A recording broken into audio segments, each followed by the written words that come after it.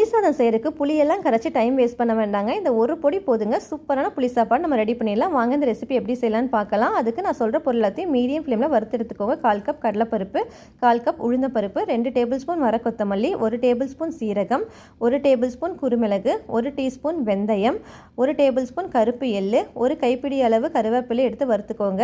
புளி வந்து ஒரு ஆப்பிள் பழ சைஸுக்கு எடுத்து அதையும் வறுத்து தனியாக எடுத்து வச்சுருங்க. காஞ்ச மிளகா உங்கள் காரத்துக்கு தகுந்த மாதிரி எடுத்துக்கோங்க. நான் 20 வரமிளகா எடுத்துருக்கேன்.